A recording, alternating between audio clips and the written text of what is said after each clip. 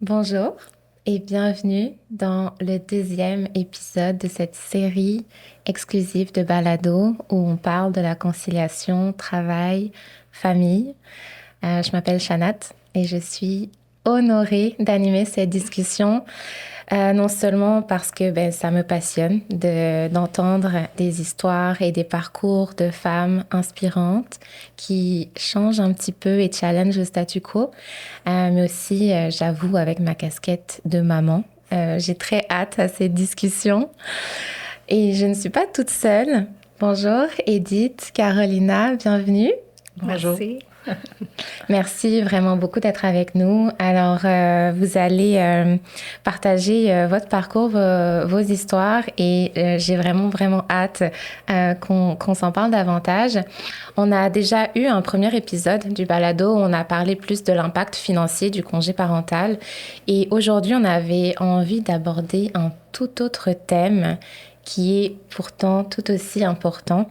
C'est le fait de faire des choix audacieux, courageux en lien avec notre carrière professionnelle, notre trajectoire professionnelle. Comment on fait quand nos priorités changent après la naissance d'un enfant? Qu'est-ce que ça veut dire quand on retourne au travail et que finalement ça ne nous correspond plus? Comment on fait face à ces remises en question et quels défis on doit surmonter quand on choisit de faire les choses un peu différemment? On va parler de tout ça aujourd'hui.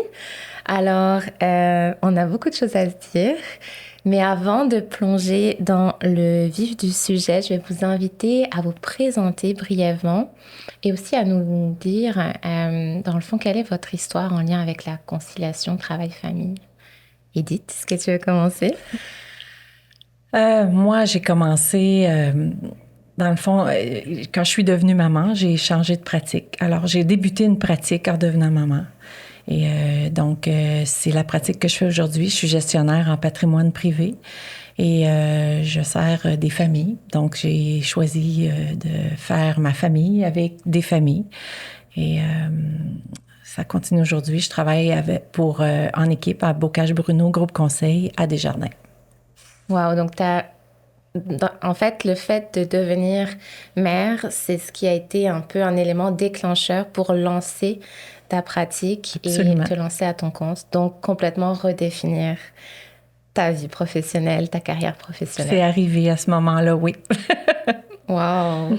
Carolina? Oui. Moi, je suis analyste principale chez Saputo. Et mon histoire, elle a débuté quand je suis revenue de mon deuxième congé de maternité. J'avais déjà une fille de 3 ans, j'avais mon garçon qui avait 1 an, puis je retournais en poste de gestion avec une équipe. J'étais le point de contact, puis j'ai essayé de balancer la carrière, d'avoir le même niveau de performance d'avant, tout en ayant une petite famille, puis en voulant être présente à la maison. Donc, tout ça m'a amené à changer de poste complètement et changer d'industrie. Wow, donc on le voit déjà, hein, un petit peu les remises en question qui ont découlé du fait de devenir mère. Comment est-ce que vous avez choisi justement de réajuster un petit peu vos priorités professionnelles? Quelles ont été les raisons qui vous ont motivé à faire ces choix-là? Au départ, certain que sur le rythme que j'avais, ça se passait de 7 heures à 7 heures dans une journée. J'ai eu mes enfants au début de la trentaine, ma fille. Je me disais, on met pas un enfant au monde si j'en profite pas. Je viens de valeurs familiales très profondes, très de proximité. Alors je me disais, je mets un enfant au monde, je veux en profiter. Et puis quand c'est arrivé, j'ai vraiment tout de suite eu l'envie de décider une façon différente de faire les choses. J'avais quand même plusieurs années d'expérience. Donc, ma réflexion a vraiment ça n'a pas été difficile de prendre la décision. C'était de savoir comment j'organise les choses pour faire grandir ma famille. C'était clair, mon enfant, parce que finalement, je n'ai eu un autre puis un autre. Mais à ce moment-là, oui. Pour toi, Carolina, donc c'est arrivé après ton deuxième enfant. Donc, qu'est-ce qui a un petit peu changé, puis les raisons qui t'ont amené à repenser finalement? Oui, ben moi, en fait, c'est que j'ai essayé de continuer à faire ce que je faisais avant. Donc, ça m'est pas venu à l'esprit de je dois changer un peu ma façon de travailler. C'est que j'embarquais tout de suite dans le feu de l'action. Puis en même temps, je voulais être aussi avec mes enfants le soir. C'était très important pour moi. Et j'ai eu un défi de OK, qu'est-ce que je veux? C'est quoi mes valeurs? Qu'est-ce qui est plus important pour moi? Parce que j'avais essayé les deux, de être aussi performante au travail, être là le soir pour les enfants, mais à la fin, j'étais fatiguée, j'étais brûlée. Puis je savais que ça allait pas être soutenable à long terme. Donc tout ça, la fatigue a fait en sorte que, OK, il faut que je réfléchisse à ce que je veux. Puis ultimement, ça a été de prendre la décision de changer. Donc moi, j'ai changé pour un poste d'analyste. Tu sais, j'ai délaissé la partie gestion. Mais en même temps, je me suis assurée de, OK, si je prends ce poste-là, où est-ce que ça va m'amener? Tu sais, je tiens beaucoup à ma carrière. Je veux avancer, je veux me développer, mais je sais que au-delà de ça, je veux être avec mes enfants aussi. Puis je veux profiter de ces moments-là avec eux le soir. Donc, c'est sûr que ça a été une décision qui n'a pas été facile. Même après que je l'ai pris sur papier, ça faisait du sens, mais aussi accepter que, OK, j'ai pris cette décision, puis il y avait une raison pour ça aussi. Oui, puis c'est vraiment intéressant parce que c'est un peu ce qui nous a inspiré, c'est vos histoires qui nous ont inspiré le thème de ce balado. Et on a voulu appeler ça des choix courageux et audacieux pour repenser sa trajectoire professionnelle. Puis en t'entendant, pour moi, c'est ça qui ressort, c'est le fait que je pense que c'est un des questionnements par lesquels on passe quand on devient mère. C'est on se questionne sur notre vie professionnelle. Puis il y a vraiment, dans l'idée de conciliation travail-famille, c'est dépendamment de ce qu'on a envie, mais si on a envie de conserver une carrière, si notre carrière nous nourrit aussi d'un point de vue professionnel, comment on fait quand on a en plus des responsabilités de mère qui s'ajoutent à nos responsabilités professionnelles? Moi, je pense que c'est beaucoup l'organisation. Ce qui est venu tout de suite en tête pour moi, c'est de changer le contenant. C'est impossible.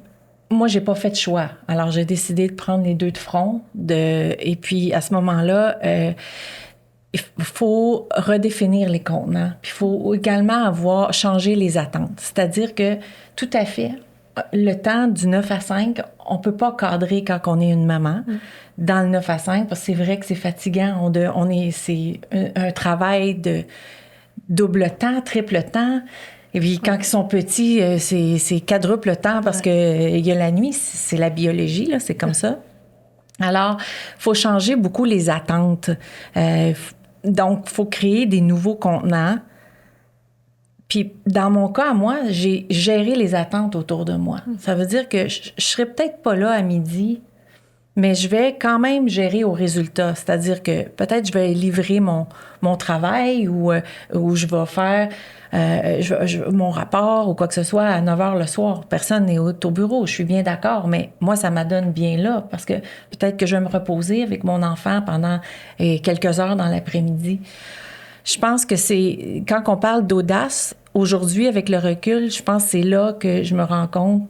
Sur le coup, on ne se sent pas comme ça, mais c'est vrai que c'est l'audace de changer le contenant et de gérer les attentes du résultat de ce contenant-là. Donc, on ne rentre plus dans le contenant traditionnel du travail. On rentre dans un contenant où ce qui prime, c'est les besoins de ton enfant, ton lien avec ton enfant, et donc, en parallèle, créer un horaire ou une organisation où on peut faire notre carrière, laquelle qu'on aime, puis on se réalise. Parce que c'est vrai, en bout de ligne, on est une maman, mais on était une femme d'affaires. On l'est encore. Puis ça change pas, ça. Ça change pas parce que souvent, on se dit, la vie change, la vie s'arrête. Tiens, pas, c'est vrai, la vie change, mais la vie ne s'arrête pas. C'est un flux. Il faut adapter. Et il faut suivre ce flux-là. Il faut suivre Oui, c'est ça, je me rappelle que tu nous disais, c'est comme les flux monétaires. Oui, comme oui, les flux financiers. On n'arrête rien, oui. Oui, tout à fait, dans le contexte, oui, tout à fait. Puis c'est intéressant parce que je pense qu'on voit à quel point c'est l'audace puis le courage, c'est aussi le fait de faire pas comme tout le monde. Puis je pense qu'on peut en parler quelques instants parce que toi, Edith, c'était il y a 18 ans que tu as fait ce choix-là pour ton premier enfant. Tout à fait. Et on sait qu'aujourd'hui, c'est encore des discussions qui sont pas toujours évidentes, des discussions courageuses au sein des organisations. On peut s'imaginer qu'il y a 18 ans, c'était encore plus courageux parce qu'il y avait encore moins de sensibilisation aussi à ça. Est-ce que tu peux nous en dire un peu plus de ça représentait quoi, puis quels sont les défis un petit peu que tu as dû surmonter pour organiser ton travail en fonction aussi de ta vie de famille? Bien, c'est certain que les attentes, comme j'expliquais tout à l'heure, ça prend une communication sur les attentes. Donc, dans mon milieu, évidemment, j'ai été pointée du doigt. Je suis pas présente au bureau dans les heures où tout le monde y est. À ce moment-là, tu sais, aujourd'hui, il y a quand même la pandémie qui permet, dans plusieurs organisations, faire du travail à la maison versus... mais à ce moment-là, à 18 ans, ben ça commençait, la vidéoconférence et tout. Mais pour moi, ça a été... une révélation, la technologie, ça m'aurait pas permis de tout faire ce que j'ai fait. Je voyais des possibilités et puis du support aussi auprès de ma clientèle, auprès de mes collègues, de s'intéresser à la technologie. Et donc, à ce moment-là, de pousser, si on veut, les limites. Mais je réalise que ce l'est encore aujourd'hui. On est constamment pointé du doigt parce qu'on pense qu'on peut pas mettre le temps dans la performance. Mais quand c'est bien communiqué, puis quand les attentes sont bien gérées, quand c'est dit, il faut le dire. Ça, je pense, ça change beaucoup. Quand c'est dit. Bon, j'ai mon enfant, je ne serai pas disponible cet après-midi, mais je suis disponible à tel moment. Puis aussi les attentes. C'est-à-dire qu'on a beau être organisé au quart de tour, c'est vrai qu'on va suivre ces horaires-là où on dit ah, c'est extraordinaire, elle est organisée à tout coup. Mais parfois, l'organisation n'est pas suivie du tout parce que c'est pas au quart de tour un enfant, ça a des besoins, tu sais, quand ils sont avec moi et tout. Mais il faut aussi ne pas se décevoir. C'est comme ça. Et donc, ça veut dire que je vais peut-être mettre plus de temps à un autre moment. Je pense que c'est énormément là. Puis je pense que c'est encore le défi aujourd'hui de ce que je vois. C'est de créer son contenant. Je reviens souvent à ça, mais c'est ça que moi, j'ai rencontré. Ouais. Je suis curieuse de t'entendre, Carolina. Qu'est-ce que ça évoque pour toi? Puis aussi l'aspect de choix difficile dont tu as parlé tout à l'heure.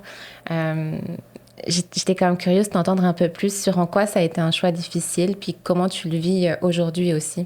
Oui, dans le temps, moi, je pense que j'ai pas questionné. C'est que j'ai voulu m'adapter à le marché, aux attentes. Jamais à... Maintenant que j'y pense, oui, j'aurais pu peut-être parler puis dire, tu sais quoi, ça marche pas. Mais moi-même, je me suis pas donné cette opportunité-là. Cet espace-là. Cet espace-là. Donc, pour moi, c'était comme, ben non, je peux pas. Puis le fait de pas me sentir à l'aise, de pas en parler parce que je voyais ça peut-être comme un point de faiblesse. Mais alors ça ne l'est pas du tout. C'est juste une transition, c'est avoir 2 enfants jeunes à la maison, Mais c'est vrai qu'on se sent comme ça. Oui, c'est vrai qu'on se sent comme ça. C'est vraiment ça pour moi. Ouais. Puis ça a été un choix difficile parce que je savais que je pouvais pas continuer comme ça. Il fallait que je change. Donc j'ai fait de l'introspection, puis j'ai dit OK, faut que ça change parce que je peux pas continuer comme ça. Maintenant, tu sais, l'entreprise où est-ce que je suis, on en parle aussi. Ah oui, hein? Oui, puis je vois un changement, puis je vois, OK, telle personne est enceinte, OK, tu sais, c'est comme, si la personne veut, ben on va lui offrir ce qu'elle est capable de prendre. Fait que je trouve ça super que, tu sais, je vois il y a une évolution. Une évolution, exactement. Oui, puis ça, c'est C'est tellement satisfaisant de voir que les choses évoluent. Puis ça me fait penser au rôle des organisations aussi qu'elles ont à jouer à l'intérieur de ça parce que peut-être qu'effectivement, il y avait les attentes envers toi ou comme tu voyais ça comme une faiblesse, puis tu n'osais pas le nommer. Mais là, il y a aussi le questionnement de l'équipe autour de toi. Est-ce que aussi le contexte était favorable pour que tu le nommes? Fait que c'est intéressant de voir les dynamiques, puis ça me fait penser aussi à l'entourage, puis aux remarques qu'on peut avoir. Puis je te lance la balle. Si tu as une anecdote à nous partager, j'en ai une en tête te concernant sur mais ça ressemblait à quoi d'amener ta fille avec toi au bureau, puis à tes rendez-vous, puis à tes rencontres clients, et comment c'était perçu? Très mal. Premièrement, personne ne me voyait rentrer au bureau, là. Je rentrais avant et puis je m'installais. J'avais un bureau fermé. J'amenais les accessoires, le parc. Mais comme je disais, j'avais pas un bureau. J'allais pas au bureau pour 8 heures de travail, tu sais. Mais j'assurais que mon enfant était habitué. Ton enfant suit ta cédule quand il est avec toi.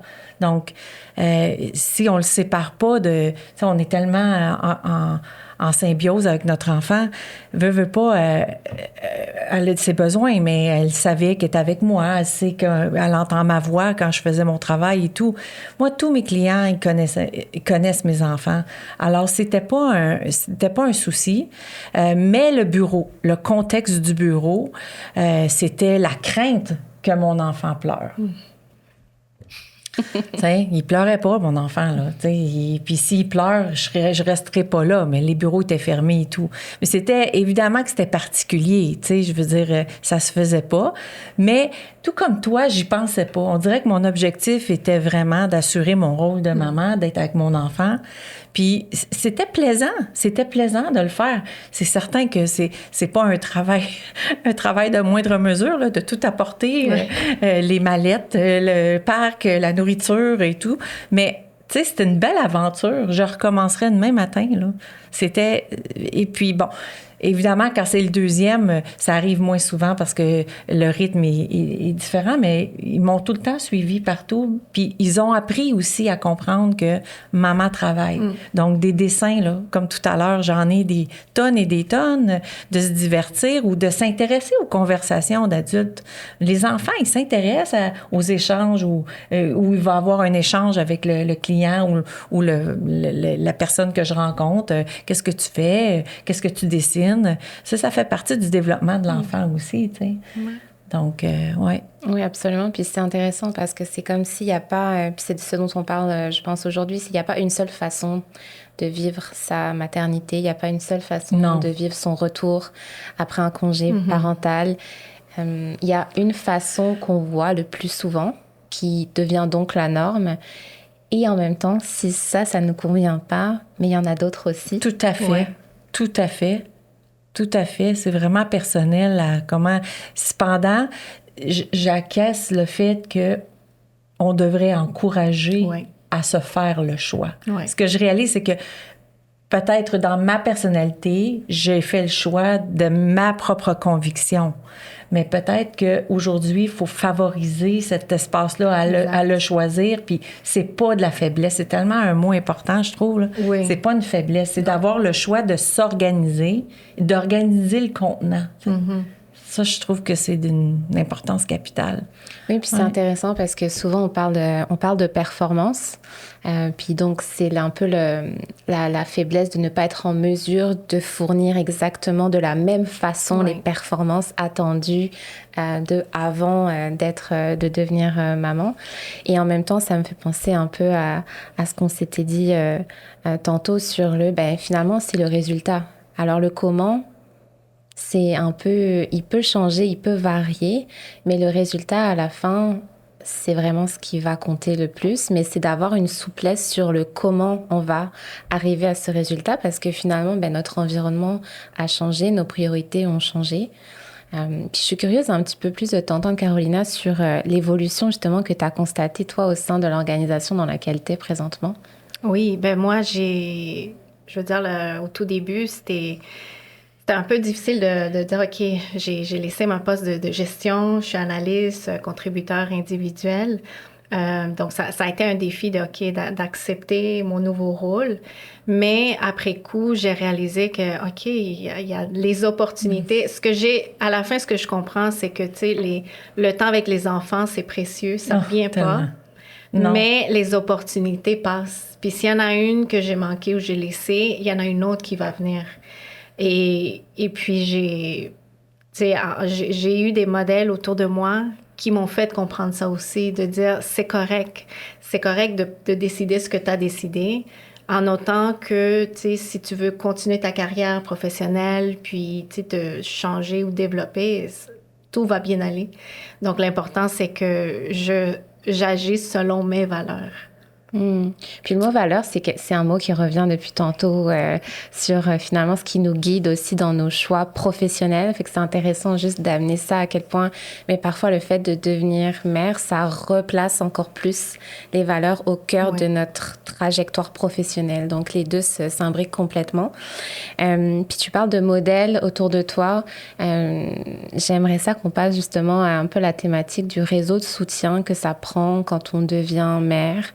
À quoi ça ressemblait pour toi, le réseau de soutien, quand tu es devenue mère, puis quand tu as eu ces réflexions-là, justement, autour de repenser ta trajectoire professionnelle? Bien, premièrement, il y avait mon mari. Tu sais, c'est sûr que nos conversations, tu sais, quand je me questionnais, puis l'important pour lui, c'était toujours de me rappeler, tu sais, prends la bonne décision pour toi, fais-le pas pour te sacrifier pour la famille. Tu sais, c'était pas ça le but. Donc, dans tout ce processus-là, il m'a appuyée. Puis, j'ai fait affaire avec l'Association des femmes en finance du Québec. Donc, j'ai utilisé les services de mentorat. Où est-ce que j'ai eu quelqu'un qui m'a vraiment coachée tout le long, puis qui m'a dit « Reviens ». C'est tes enfants, ta priorité. Parle-moi de ton garçon. Ton garçon commence à parler, commence à marcher. Genre, comme chaque chose en son temps. Parce que les opportunités, la carrière, ça va venir. Mais sois consciente que le temps avec les enfants, ça revient pas tout. Ça revient pas. C'est tellement pas long. Exact. Ça passe super vite. Donc, moi, j'avais ça pour me guider. Puis après ça, en termes de soutien, ben à la maison, avec mon mari, on se partage les tâches, tu sais, de préparer les repas. Donc, tu sais, j'ai aussi l'aide de ma mère qui est là, tu sais, disponible quand on a besoin d'un coup de pouce. Donc, ça a été... tout ce soutien-là m'a aidé à passer à travers, puis, tu sais, prendre la bonne décision pour moi. Puis c'est intéressant parce que je trouve que ce qui est très important dans ces réflexions, parce que c'est des réflexions qui vont parfois à contre-courant de ce qu'on voit majoritairement. Donc avoir des modèles, de pouvoir en parler à d'autres personnes qui ont vécu ça avant nous ou qui ont eu des réflexions similaires, qui sont passées à travers, à quel point c'est nourrissant puis que ça aide. Puis je pense à toi aussi, Edith, dans le sens que pour moi, tu es une pionnière parce que d'avoir défriché un peu ces réflexions-là, mais ça permet de devenir aussi un modèle parmi d'autres modèles qui existent, mais au moins un modèle de on peut faire les choses différemment. Puis aujourd'hui, tu as des employés aussi. Oui, tout à fait. Est-ce que c'est le fait que tu aies eu ces réflexions-là, est-ce que c'est quelque chose qui permet aussi d'amener cette ouverture dans la façon dont le congé parental est abordé au sein de ton entreprise?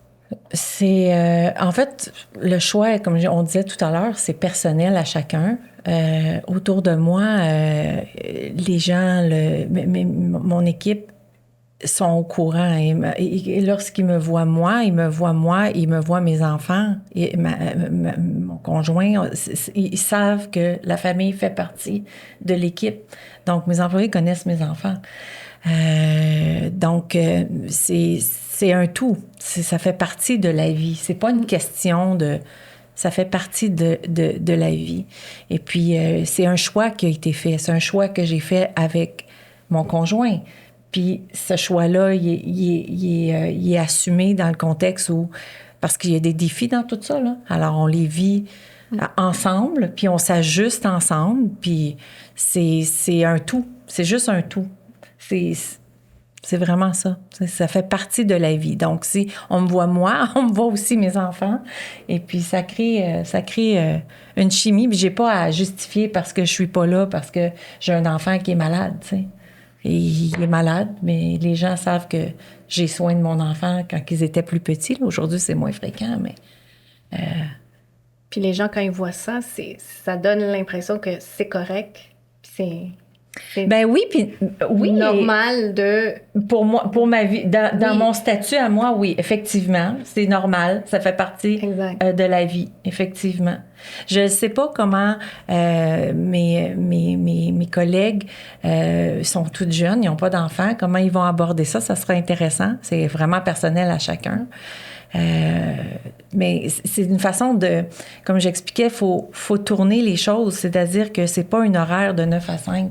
Et ça se peut que de 9h à 11h, je suis avec mon enfant, puis que de 11h à 3h, je suis au travail, puis de 3h à 5h, je suis avec mon enfant, mais de 5h à 7h, je suis au travail, je retourne. Donc, c'est varié constamment. Donc, c'est ça l'adaptabilité qu'il faut y avoir dans le contexte où on fait pas de choix, là. C'est ça que j'ai construit autour de moi, là. Ouais. Oui, puis c'est juste le fait de le vivre. C'est comme Carolina le dit, c'est que tu le nommes verbalement ou pas, le fait que toi, tu le vives, donc que tes enfants fassent partie, comme tu dis, de l'équipe, ça va juste permettre d'ouvrir une porte, de se dire « Ah, c'est possible ». Alors, ça veut pas dire « je veux le faire pour moi mais si je le vois, ça veut dire que c'est possible. C'est toute l'importance d'avoir des modèles de référence différents autour de nous. Tout à fait, ça permet juste d'ouvrir, de se dire « Ah, OK, j'avais pas pensé ». Mais c'est une possibilité. Les premières années des enfants, de savoir, là, c'est quoi il a envie de manger, c'est quoi ses goûts, on veut jamais manquer. En tant que maman, on aime ça, on veut pas manquer les premiers sourires, les premiers pas et tout ça, là, mais il y a plus que ça, tu sais, c'est un travail d'équipe avec son enfant, c'est un travail d'équipe avec mon conjoint, c'est un travail, tu sais, c'est une unité, mais la vie est le fun pareil parce qu'on profite de tout le reste pareil ensemble. C'est juste plus de la même façon, tu sais. C'est juste ça. C'est juste plus... C'est plus de la même façon, ouais. On va tranquillement se diriger vers la fin de la discussion. Il nous reste encore quelques questions, mais tranquillement. Avant la dernière question, il y en a une que j'aimerais vraiment qu'on puisse discuter brièvement. C'est au niveau des perceptions. Alors, on parlait justement que c'était potentiellement un choix difficile de changer de carrière ou de justement faire des choix qui ne sont pas ceux qu'on fait en général, en tout cas qu'on voit dans le monde professionnel. Est-ce que vous pouvez un petit peu nous parler de justement les défis que vous avez pu constater dans la perception que les gens avaient de vous ou que vous aviez un peu de vous-même dans ces choix que vous avez faits? Ben moi, je peux commencer. La perception, je veux dire, quand j'ai fait le choix de changer, c'était tout de suite, tu prends soin de tes enfants, fait que, OK, c'est correct. Donc, c'était un peu comme, OK, je pensais pas que tu ferais ce choix-là, mais d'accord. Est-ce que c'était comme mal reçu? C'était un petit peu peut-être la façon on m'en parlait. Un peu de jugement. Un peu de jugement, exactement, c'est ça. Donc, il a fallu que je passe au-delà de ça, de dire, je sais pourquoi j'ai fait mon choix, puis je suis bien à l'aise avec ça. Donc, il y a cette perception de dire, qu'est-ce qui s'est passé? Pourquoi tu fais ça? Tu sais, c'est comme pas normal, c'est comme on le voit pas, on voit pas ce genre de choix, de décision. Mais après coup, tu sais, je vis bien avec, puis tu sais, j'en parle, puis tu sais, je suis capable de dire, OK, moi, j'ai fait ce choix-là pour telle raison, et tu sais, ça n'empêche pas que je veux quand même me développer, m'épanouir professionnellement, puis c'est correct. Moi, c'est tout à fait le contraire. C'était plutôt de me dire, est-ce qu'elle va prendre soin de ses enfants? De son enfant, c'est carrément de l'autre sens. Intéressant. Oui, mais je dirais que ma conviction, mes valeurs étaient tellement fortes à ce moment-là, j'ai pas tenté de faire comprendre ce que je faisais. Parce que je me disais, évidemment que le modèle dans mon milieu n'existe pas, mais c'était clair dans ma tête et mon conjoint qui m'a invité à parler de ce qu'on parle là aujourd'hui, là, de dire, regarde, je voulais pas justifier. C'est un choix, puis je le regrette zéro. Mais c'était l'aspect de me dire, tu vas-tu vraiment en prendre soin? Oh, c'est épouvantable. Tu vas-tu te prendre vraiment, tu sais? C'était ça, là. C'est drôle, hein? Mais ça me fait rire parce que je trouve que ça revient vraiment à quel que soit le choix qu'on va faire. Et nous, on va être critiqués. Ben oui. Exact. Mais l'idéal, on le sait dans notre cœur, dans nous-mêmes, puis le lien qu'on a. Tu sais, moi, je trouve que les choix sont libres à tous. Il y a des gens qui n'ont pas d'enfants, mais quand on est une professionnelle qui décide d'avoir des enfants, puis l'exemple de le faire maintenant, on peut avoir de mon côté à moi, c'était pas un choix. J'étais sur un air d'aller, les choses étaient... Donc, ça allait de pair. Et donc, c'est juste... Le contrôle, on l'a à partir de nous, tu sais. C'est nous qui contrôlons le choix qu'on fait, tu sais. Fait que, mais je peux comprendre le jugement. Mais moi, je l'ai pas justifié. J'ai dit, c'est là, je m'en vais. Mais c'est intéressant parce que toutes les deux, même si les perceptions étaient différentes, ce qui vous a aidé à maintenir votre décision puis à juste l'assumer, en fait, pleinement, c'était que c'était ancré dans vos valeurs. Oui. Fait qu'on revient à... Profondément. Oui. Profondément. Oui, tout à fait, hein? Ah oui. Oui. Oui. OK, alors là, on arrive vraiment à la dernière question. Ouais, je pense que c'est un peu le mot de la fin. On a parlé de beaucoup de choses, mais je serais vraiment intéressée de savoir justement si une femme nous écoute en ce moment puis qu'elle est en réflexion par rapport à peut-être une route toute tracée de la maternité ou d'un retour au travail après un congé parental. Qu'est-ce que vous lui diriez pour comme un petit peu l'aider à nourrir cette réflexion-là? Je dirais de se faire confiance, oui, de se faire confiance puis d'être transparente envers soi-même.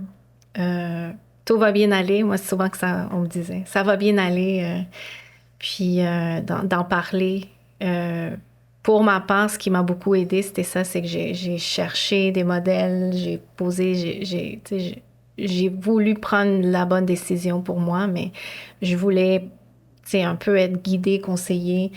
Donc, ça serait ça ce que moi, je dirais. Moi, je ferais du pouce avec ça en disant plutôt de ne pas être rigide dans les choix. D'avoir l'adaptabilité, c'est hyper important. Parce qu'on se fait souvent un scénario, puis c'est normal, on a des objectifs et tout. Mais être une maman, avoir des enfants, c'est constamment de l'imprévu. Notre enfant a sa personnalité aussi. Et donc, je dirais, il faut vraiment se laisser aller à ne pas penser à avoir quelque chose qui va être rigide, parce que ça peut amener à la déception.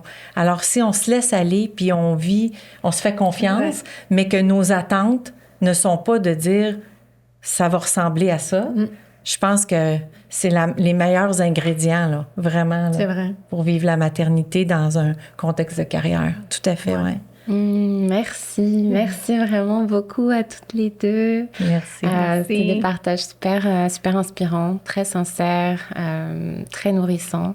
Donc, un grand merci, Carolina. Merci, Edith.